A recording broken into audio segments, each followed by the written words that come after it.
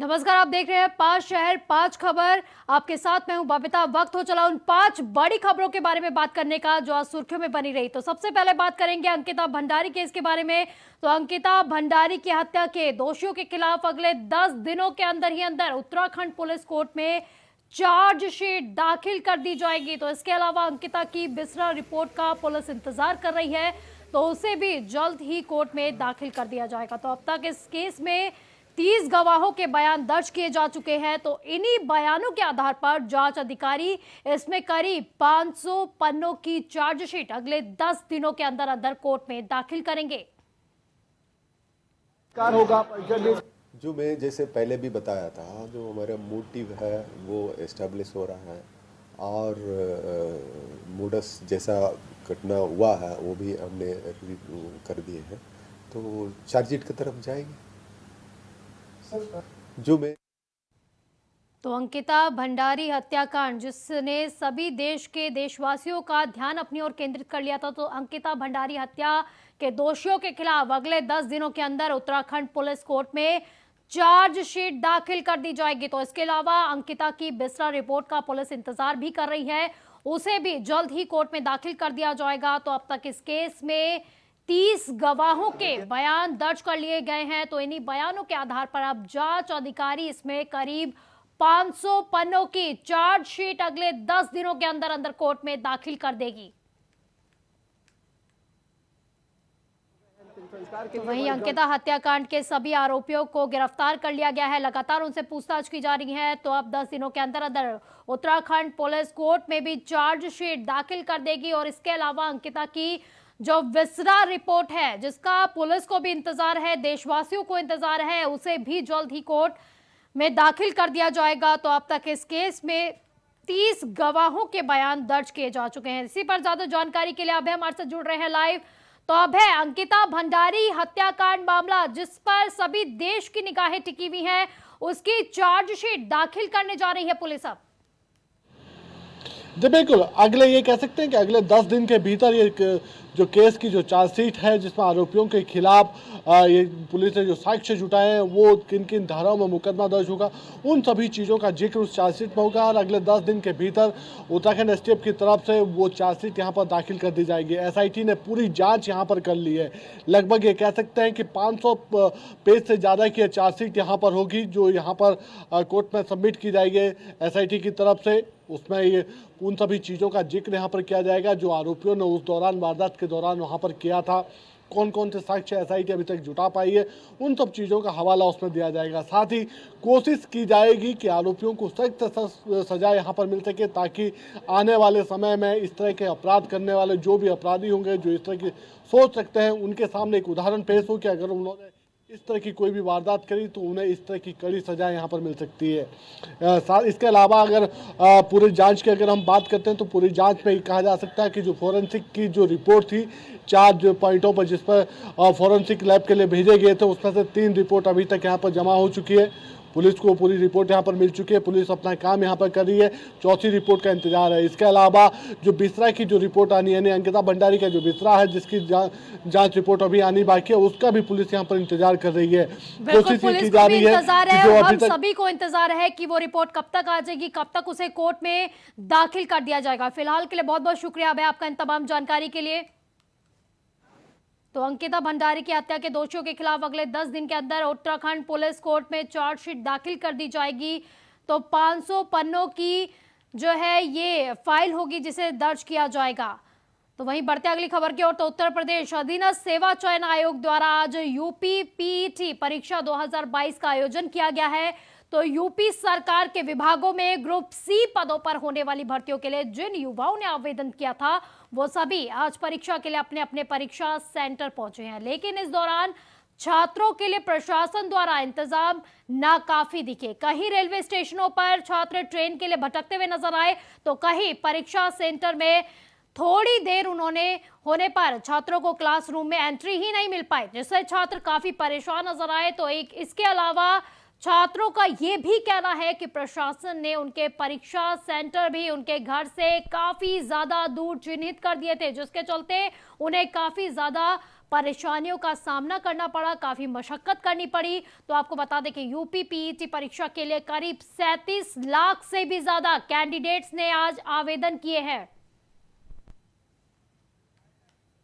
जाने में देखिए ये दिक्कत हुई है कि हम शाम को आए तो स्टेशन पे रुके, बनी स्टेशन पे, वहाँ पर कोई मरे नहीं था, मतलब बहुत 2 ही लोग थे। और उसके बाद जो है यहाँ पर आए, एक ढाबा था महाकाल ढाबा, वहाँ पर रुके थे रात भर, फिर उसके बाद आए।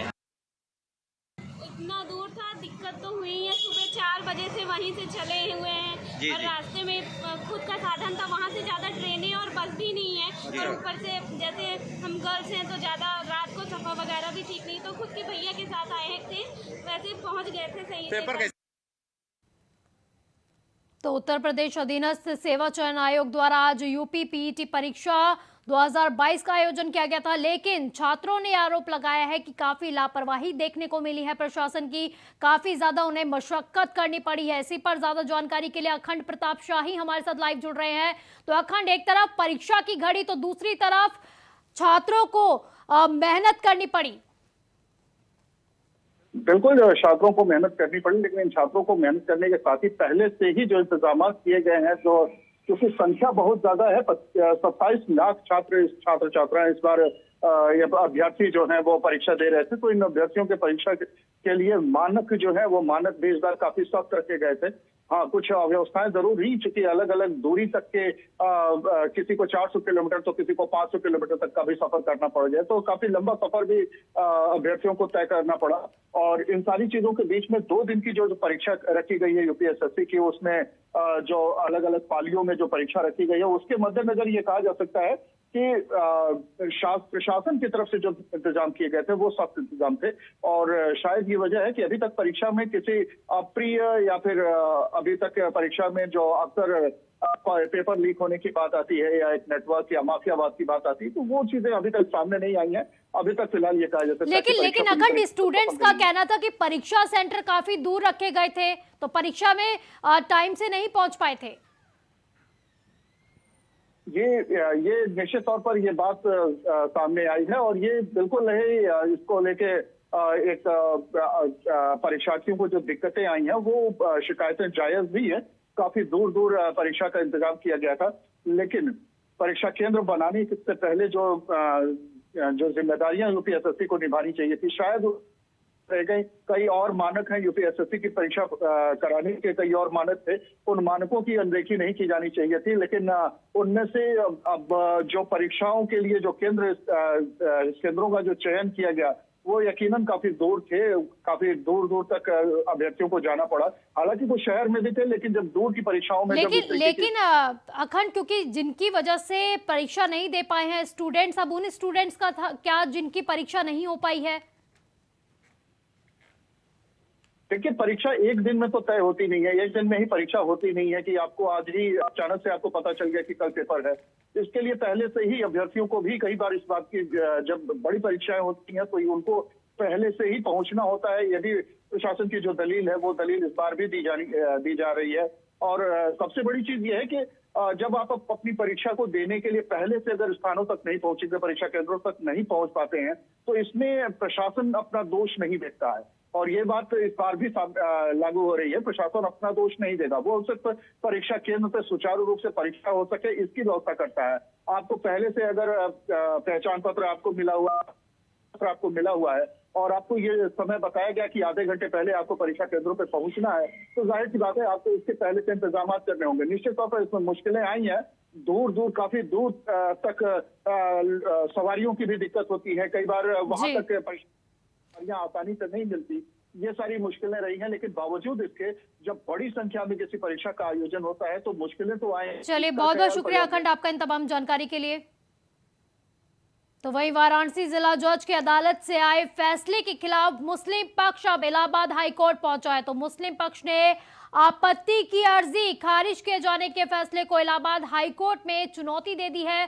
तो ज्ञानवापी मस्जिद की अंजुमन इंतजामिया कमेटी ने हाई कोर्ट में अपील दाखिल कर दी है। तो ऑर्डर 7 रूल 11 के मामले में 12 सितंबर को आए फैसले को हाई कोर्ट में चुनौती दे दी गई है।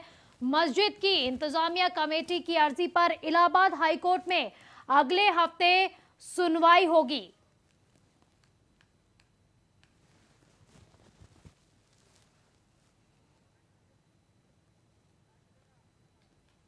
तो वाराणसी जिला जज की अदालत से आए फैसले के खिलाफ अब मुस्लिम पक्ष ने इलाहाबाद हाईकोर्ट का दरवाजा जो है वो खटखटाया। तो मुस्लिम पक्ष ने आपत्ति की अर्जी खारिज किए जाने के फैसले को इलाहाबाद हाईकोर्ट में अब चुनौती दे दी है। तो ज्ञानवापी मस्जिद के अंजुमन इंतजामिया कमेटी ने हाईकोर्ट में अपील दाखिल कर दी है। तो आपको बता दें कि इससे पहले जब श्रृंगार गौरी मामले पर सुनवाई होनी थी कि ये मामला सुनने योग्य है या फिर नहीं, तो वो हिंदू पक्ष के पक्ष में आया था, जिसके बाद जो है इनकी खारिज, जो मुस्लिम पक्ष की जो याचिका थी उसको खारिज कर दिया गया था। उसके बाद अब मुस्लिम पक्ष ने जो है हाईकोर्ट का दरवाजा खटखटाया है, यानी कि वाराणसी जो कोर्ट से फैसला आया था उसको चुनौती दे दी गई है।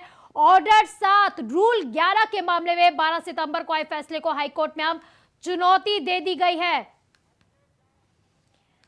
तो इसी पर ज्यादा जानकारी के लिए हमारे संवाददाता अभिषेक झा हमारे साथ लाइव जुड़ गए हैं। तो अभिषेक, क्योंकि वाराणसी जिला जज की जो अदालत है उसने ये फैसला सुनाया था कि ये जो श्रृंगार गौरी मामला है वो सुनने योग्य है, लेकिन अब मुस्लिम पक्ष ने हाईकोर्ट का दरवाजा खटखटा दिया है। देखिए, हाईकोर्ट में जो अपील दाखिल की गई है ये इसी मामले को लेकर के है कि ये जो कार्रवाई चल रही है उसको रोक लगाई जाए 7/11 के मुताबिक। और हालांकि सुप्रीम कोर्ट में जो अभी फिलहाल जो कल जो विवाद सामने आया था कार्बन डेटिंग को लेकर के, उस कार्बन डेटिंग के को कराने से रोक दिया था जिला जज ने, और जिसके खिलाफ हिंदू पक्ष भी सुप्रीम कोर्ट जाने की बात कह चुका है, क्योंकि सुप्रीम कोर्ट के आदेश के मुताबिक ही जो वजू खाने में जो जिस कथित शिवलिंग की बात की जा रही है उसको उस पूरे परिसर को सील कर दिया गया था। और इसी का हवाला देते हुए जिला जज ने बकायदा ये कहा कि वहां पे हम किसी तरह की कार्रवाई नहीं कर सकते और उस पर कोई औचित्य नहीं है, कोई परीक्षण की आवश्यकता नहीं है। अब इस मामले को लेकर के दोनों पक्ष हाईकोर्ट की तरफ और जो हिंदू पक्ष है वो सुप्रीम कोर्ट की तरफ जाने की बात कह चुका है। जिस तरीके से ये पूरा मामला चला है श्रृंगार गौरी का 2021 अप्रैल के बाद से, और जिस तरह से इसमें सर्वे हुआ था, बहुत ही चर्चित मामला था और निश्चित तौर पे अब ये मामला अदालती चक्रों में उलझता हो जा रहा है। जी, लेकिन अभिषेक, क्योंकि वाराणसी जज ने जब ये फैसला सुना था श्रृंगार गौरी मामले में, जब ये फैसला सुनाया गया था कि वो सुनने योग्य है मामला, तो अब जो है मुस्लिम पक्ष पहुंच गया है हाई कोर्ट में। तो क्या कहा जाए कि क्योंकि एक लड़ाई तो जीत गया है हिंदू पक्ष, वही अगर दूसरी लड़ाई की जिस तरह से आपने बताया है कि शिवलिंग की कार्बन डेटिंग की अगर बात की जाए तो उसमें जो है हिंदू पक्ष कहीं ना कहीं हारता हुआ नजर आया था, तो क्या कहा जाए कि आगे जाके कितना मुश्किल हिंदुओं पक्ष के लिए हो सकता है? देखिए, इस मामले में आपको तकनीकी पहलू में जाना पड़ेगा। जब पिछली बार हाईकोर्ट से उनके ऑर्डर को क्वाश किया गया था मुस्लिम पक्ष के, तो उसके बाद वो सुप्रीम कोर्ट गए थे, जहां पे जस्टिस डीवाई चंद्रचूड़ है, उन्होंने कहा था कि सर्वे की कार्रवाई को रोक लगाने के लिए मुस्लिम पक्ष गया था हाईकोर्ट, जहां से वो हारने के बाद सुप्रीम कोर्ट गए थे और सुप्रीम कोर्ट ने ये कहा था कि सर्वे की कार्रवाई पर रोक नहीं लगाई जा सकती और तब तक सर्वे की कार्रवाई पूरी हो चुकी थी। ये जून के पहले हफ्ते का मामला है। तो ये चूंकि सर्वे की कार्रवाई हो चुकी थी, उसके बाद शिवलिंग का दावा किया गया, उसके बाद उसकी कार्बन डेटिंग की मांग रखी गई। तो अब एक नए सिरे से 7/11 के तहत ही इस मामले को फिर से खारिज करने के लिए इस चीज को आधार बनाते हुए कि जिला जज ने कार्बन डेटिंग की चीज को मना कर दिया है, इसको आधार बनाकर के मुस्लिम पक्ष हाईकोर्ट गया है। और वहीं इस जिला जज अजय कृष्ण विश्वेश का जो कार्बन डेटिंग नहीं कराने का जो फैसला है सुप्रीम कोर्ट के आदेश का हवाला देते हुए, क्योंकि सुप्रीम कोर्ट के आदेश पे ही उस पूरे परिसर को सील किया गया है, उसके खिलाफ हिंदू पक्ष, यानी अभिषेक कहा जा सकता है जो हिंदू पक्ष के खिलाफ जो कल फैसला सुनाया गया है उससे मुस्लिम पक्ष की दावेदारी कहीं ना कहीं मजबूत हो गई है और अब वो इसी के बलबूते पर अब श्रृंगार गौरी जो वो सुनवाई के लिए बताया गया था उसको मामले को कि जिसका मुस्लिम पक्ष लगातार विरोध कर रहा था, तो उसे भी अब भुनाने की कोशिश कर रहा है। बहुत बहुत शुक्रिया अभिषेक आपका इन तमाम जानकारी के लिए। तो वहीं सीएम योगी आज मुरादाबाद पहुंचे हैं, जहां उन्होंने आर्यवीर महासम्मेलन में हिस्सा लिया है। तो इस दौरान सर्किट हाउस में मुख्यमंत्री योगी आदित्यनाथ ने अधिकारियों के साथ समीक्षा बैठक भी की है। तो सीएम योगी का मुरादाबाद आज दौरा है, तो आर्यवीर महासम्मेलन में आज सीएम योगी आदित्यनाथ शामिल हुए हैं। तो महासम्मेलन में आज बाबा रामदेव भी शामिल होने पहुंचे हैं। अतीत को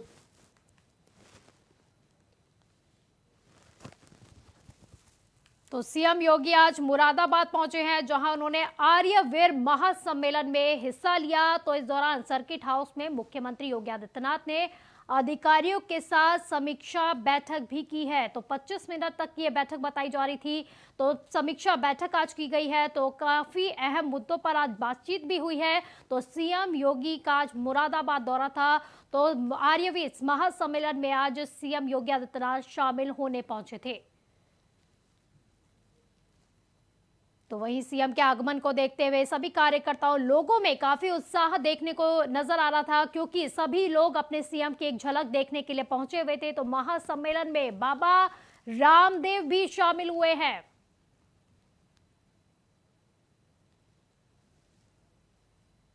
तो आज महासम्मेलन रखा गया था, जहां पर सीएम योगी आदित्यनाथ मुरादाबाद पहुंचे थे, जहां उन्होंने आर्यवीर महासम्मेलन में हिस्सा लिया। तो इस दौरान सर्किट हाउस में भी मुख्यमंत्री योगी आदित्यनाथ ने अधिकारियों के साथ समीक्षा बैठक की। उसके बाद वो महासम्मेलन का हिस्सा बनने पहुंचे थे। तो वहीं आपको बता दें 25 मिनट की ये बैठक थी। काफी कुछ मुद्दे थे जिन पर बातचीत हुई है। सीएम योगी आदित्यनाथ ने बातचीत की है अधिकारियों के साथ। वहीं बाढ़ग्रस्त क्योंकि इलाकों का वो लगातार दौरा कर रहे हैं, आज भी वो अलग अलग जिलों में जाकर उन्होंने आज दौरा किया है। इससे पहले भी 3 से 4 दिन से लगातार जो है वो दौरे पे दौरा कर रहे हैं। हवाई सर्वेक्षण किया गया है, स्थलीय निरीक्षण भी किया गया है। तो पीड़ितों के साथ भी उन्होंने मुलाकात की, बातचीत की, उनकी पीड़ा जानने की कोशिश की है। साथ ही जो राहत कैंप है वहां पर भी उन्होंने निरीक्षण किया। तो अभी वो आर्यवीर महासम्मेलन में पहुंचे हैं मुरादाबाद। तो इसी पर ज्यादा जानकारी के लिए हमारे संवाददाता सारिक सिद्दीकी हमारे साथ जुड़ गए हैं। सारिक, आज मुरादाबाद पहुंचे हैं सीएम योगी आदित्यनाथ, क्या अभी भी मुरादाबाद में ही है या फिर अलीगढ़ के लिए रवाना हो गए हैं? सारिक, आप तक मेरी आवाज पहुंच पा रही है? प्रदेश के मुख्यमंत्री जी तो सीएम योगी आदित्यनाथ आज मुरादाबाद पहुंचे हैं, जहां उन्होंने आर्यवीर महासम्मेलन में हिस्सा लिया। तो इस दौरान सर्किट हाउस में मुख्यमंत्री योगी आदित्यनाथ ने अधिकारियों के साथ समीक्षा बैठक भी की है। वहीं बताया जा रहा है 25 मिनट की यह बैठक रही। कई अहम मुद्दों पर बातचीत भी की गई, अधिकारियों के साथ उन्होंने बातचीत की है। इससे पहले आपको बता दें कि बाढ़ग्रस्त जो इलाके हैं उनका भी वो हवाई सर्वेक्षण लगातार कर रहे हैं, स्थलीय सर्वेक्षण भी किया जा रहा है, पीड़ितों के साथ वो मुलाकात भी कर रहे हैं। अधिकारियों को भी निर्देशित किया गया है कि राहत सामग्री घर घर तक पहुंचाई जाए। वहीं सीएम योगी आदित्यनाथ मुरादाबाद दौरे पर है, जहां आर्यवीर महासम्मेलन में उन्होंने हिस्सा लिया। तो इसी पर ज्यादा जानकारी के लिए हमारे संवाददाता सारिक हमारे से जुड़ गए हैं लाइव। तो सारिक, आज मुरादाबाद पहुंचे हैं सीएम योगी आदित्यनाथ, अभी भी मुरादाबाद में है या फिर अलीगढ़ के लिए रवाना हो गए हैं? तो मुरादाबाद पहुंचे हैं सीएम योगी आदित्यनाथ, जहां उन्होंने आर्यवीर महासम्मेलन में हिस्सा लिया। तो इस दौरान उन्होंने अधिकारियों के साथ भी बैठक की है। तो मुरादाबाद पहुंचे हैं सारिक योगी आदित्यनाथ, तो अभी भी मुरादाबाद में है या फिर अलीगढ़ पहुंच गए हैं? देखिए, मैं आपको बता दूं, प्रदेश के मुख्यमंत्री योगी आदित्यनाथ का 1 दिवसीय दौरा मुरादाबाद में था, जहां पर प्रदेश के मुख्यमंत्री योगी आदित्यनाथ द्वारा आर्यवीर सम्मेलन में हिस्सा लिया है। इस कार्यक्रम में बाबा रामदेव भी उपस्थित रहे हैं। कार्यक्रम के बाद प्रदेश के मुख्यमंत्री मुरादाबाद में अधिकारियों से बातचीत की गई है, जिसके बाद प्रदेश के मुख्यमंत्री योगी आदित्यनाथ मुरादाबाद से अलीगढ़ के लिए रवाना हो गए। जी चलिए, बहुत बहुत शुक्रिया आपका इन तमाम जानकारी के लिए।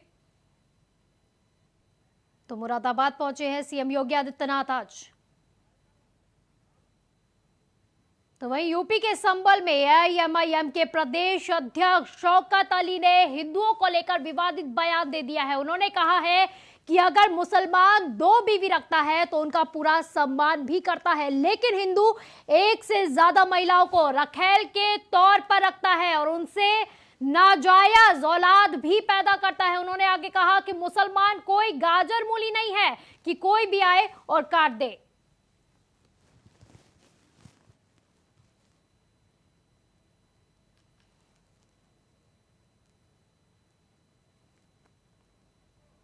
आठ 32 साल हमने हुक्मरानी की है और तुम हमारे बादशाह के सामने अपने हाथ को पीछे बांध करके जी हुजूर कर रहे थे। हमने तुम्हारी बहन को मलके हिंदुस्तान बनाया था। जोधाबाई कौन थी? हमने तो कभी भेदभाव नहीं किया ना। हमसे बड़ा सेकुलर कौन है? अरे अकबर ने शादी किया जोधाबाई से, तो जोधाबाई को मलके हिंदुस्तान बनाया। और इनको तकलीफ हो रही है। क्यों तकलीफ हो रही है भाई? सेकुलरिज्म के अलमबरदार तो हम है ना। हम तो अपने साथ साथ तुम्हारे लोगों को भी ऊपर ला रहे हैं। और ये कह रहे, एक खड़ा होकर के साधु कह रहा है कि इनको काट काट के फेंक देंगे। गाजर है, हम मूली हैं, हम प्याज हैं। साधु साहब अकेले में अगर तो यूपी के संभल से एआईएमआईएम के प्रदेश अध्यक्ष शौकत अली को हम आपको सुना रहे थे किस तरह से उन्होंने हिंदुओं को लेकर विवादित बयान दिया है। तो इसी पर ज्यादा जानकारी के लिए हमारे संवाददाता सतीश हमारे साथ लाइव जुड़ गए हैं। तो सतीश, संभल से हमने एआईएमआईएम के प्रदेश अध्यक्ष शौकत अली को सुना, किस तरह के जहरीले बोल बोलते हुए वो दिखाई दे रहे थे, मुसलमानों के हिमायती बनते हैं और हिंदुओं के लिए जहर उगलते हैं। सतीश, देखिए, हम आपको बता चल रहे हैं यूपी के जनपद संभल की बात है, जहाँ पर जो है एमआई के शौकत अली वहाँ प्रदेश अध्यक्ष पहुंचते हैं और पहुंचने के बाद में एक आपत्तिजनक बयान देते हैं। जिस तरह से उन्होंने एक आपत्ति बयान दिया है, उन्होंने इस तरह से वहाँ के जो है बेरुख बयान दिया। उनका कहना है कि जिस तरह से जो मुस्लिम समाज है वो शादी करता है, उन्हें सम्मान देता है और उन्होंने इस प्रकार बात करते हुए उन्होंने कहा कि जिस तरह से हिंदू जो है जो समाज में शादी करता है उन्हें सम्मान नहीं देता, उन्हें आदर भाव नहीं देता, उनके बच्चे जो है नाजायज होते हैं और उनके जो इस तरह से उन्होंने बयान दिया। तो इसी को लेकर एक यहाँ के जो उन्होंने मुकदमा दर्ज कराया गया है और उनके खिलाफ में कार्रवाई की गई है। उनसे 3 लोगों के खिलाफ में मुकदमा दर्ज कराया गया है और बहुत जल्दी ही उनके खिलाफ कार्रवाई की जाएगी और कार्रवाई की जाएगी। सतीश, किन लोगों ने इन पर मुकदमा दर्ज कराया, क्योंकि आपने कहा कि मुकदमा दर्ज करा लिया गया है, तो किसने इन पर मुकदमा दर्ज कराया है? हम आपको बता दें जिस तरह से इनके खिलाफ में एक जो सोशल मीडिया पर इनकी वीडियो वायरल हुई थी, बीजेपी के नेता है, उन्होंने मुकदमा दर्ज कराया है और उनके मुकदमा में दर्ज कराया है इन पर 153 और 295 188 ए के तहत में 3 लोगों के खिलाफ में मुकदमा दर्ज किया गया है। तो सतीश, अभी तक इस पर असदुद्दीन ओवैसी की भी कोई रिएक्शन सामने आया है? किसकी प्रतिक्रिया अभी तक सामने आ गई है इस बयान के बाद? जी, जिस तरह से बता दें, जिस तरह से ये आए हैं प्रदेश अध्यक्ष आए और आने के बाद में इन्होंने जिस तरह बयान दिया है, तो यहाँ के हिंदू जो बीजेपी नेता है वो सामने आ गए हैं। उनका कहना है कि जिस तरह से बयान नहीं देना चाहिए, तो हम किसी मुसलमान के लिए टारगेट नहीं करते, हम जो सबका साथ सबका विकास की बात करते हैं। और इन्होंने जिस तरह से कहा था, इन्होंने कहा है कि हमारे जो पुरख थे, पहले महाराजा थे, वो हमारे यहाँ पे जो हिंदू धर्म जो नागर करते थे। अब ये बात की जाए कि हमारे यहाँ पे जिस सम्मान की बात की जाती है, हम सम्मान देते हैं अपनी बहन बेटी को, जो शादी करते हैं तो सम्मान देते हैं, लेकिन हिंदुओं में जिस तरह शादी करते हैं वो लोग सम्मान नहीं देते हैं और उन्हें जो रखेल बना के रखा जाता है और उनके जो बच्चे उनके नाजायज औलाद किया जाता है। जी सतीश, शौकत अली नहीं, बहुत सारे ऐसे नेता है एआईएमआईएम के जिन्होंने इस तरह के जहरीले बोल बोले हैं, चाहे वो देवी देवताओं का मजाक उड़ाना हो, चाहे वो महिलाओं के लिए बोलना, हिंदुओं की महिलाओं के लिए। तो ऐसे लोगों पर क्या कुछ कार्रवाई किया जा रहा है?